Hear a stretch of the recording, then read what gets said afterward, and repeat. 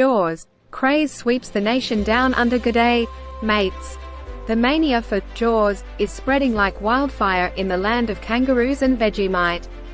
In the first 8 weeks since its debut in the United States and Canada, Jaws has already raked in a whopping $90 million, leaving The Sting and The Exorcist in its wake.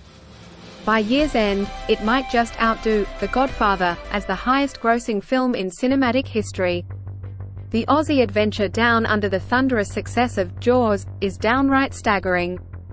Adapted from Peter Benchley's bestseller about a man-eating shark and directed by the one and only Steven Spielberg, the film is nothing more than a throwback to the classic monster pictures of yesteryear. Think Creature from the Black Lagoon, or The Beast from 20,000 Fathoms, with a touch of those B-grade movies featuring oversized ants, tarantulas, and rats running amok. Crikey! Pavlov's cinematic ploys. While some critics down under have hailed Jaws as a cinematic milestone, it's uncannily similar to another monster flick gracing screens this summer, William Castle's Bug. Giant, incendiary cockroaches overrunning Los Angeles after an earthquake? That's the Aussie spirit. Both Jaws and Bug subscribe to the Pavlovian school of filmmaking. They treat the audience like lab rats, wired to jump at the flick of a switch. Whether it's a half-eaten corpse underwater or a shark lunging at someone's arm, every cinema in the Outback echoes with collective gasps and jumps. Aussie insights into Hollywood shenanigans. The only discernible difference between Bug and Jaws seems to be the size of the advertising budget. Bug, made on a shoestring, quietly slipped into neighborhood theaters. On the flip side, the Aussie dollars poured into promoting Jaws set a new record for Universal Studios. Audiences might think they're the masterminds behind Jaws' success, but it's a long con game that started 4 years ago, before the novel hit the shelves. Aussie skepticism down under. Australians, known for their no-nonsense attitude, are scratching their heads. They've been herded into cinemas like sheep by a meticulously orchestrated marketing campaign that began well before the shark even hit the screen. It's a masterclass in manipulation, making Aussies question just how much free choice they really have in the world of cinema. A fair dinkum critique. Critics, usually known for their sharp insights, have joined the Jaws frenzy.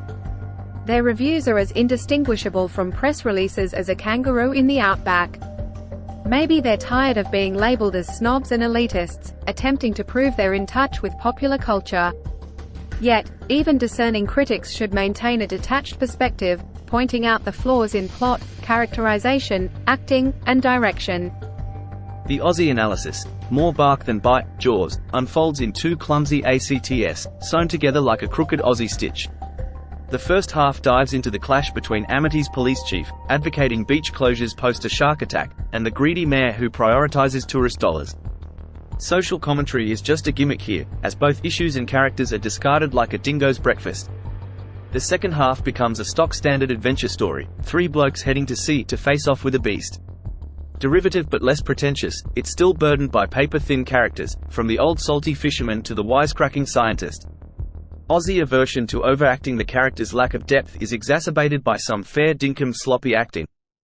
Roy Scheider's restraint stands out amid Robert Shaw's bellowing and Richard Dreyfuss' coarse mugging. Director Steven Spielberg, who did wonders with The Mechanical Shark, fumbles with the human drama. His underwater scenes, meant to evoke an eerie, mysterious world, end up looking like a dip in the local pool. A disturbing Aussie afterthought, Jaws, relies on a few gruesome scenes for dramatic impact, bloody water, flying limbs, and a shark chomping on shore. These special effects are the only believable bits. In the pursuit of shock, Jaws sacrifices suspense, a concept Hitchcock would scoff at. Hitchcock taught that suspense hinges on believable characters and atmospheric build-up, not just blood and gore.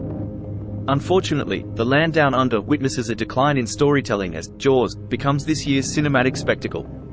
The last word from Oz. Despite concerns about this schlocky horror flick, the big winners are those tied to Jaws. The losers? Aussie moviegoers seeking a film experience more nuanced than 2 hours of shock therapy.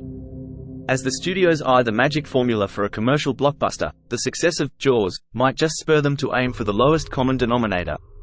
Financing for meaningful films could become as scarce as water in the outback. Cheers to all those who rode the Jaws wave. It's been a ripper of a box office sweepstakes. The rest of us down under are left yearning for a film experience that's a bit more subtle and satisfying than a croc smile.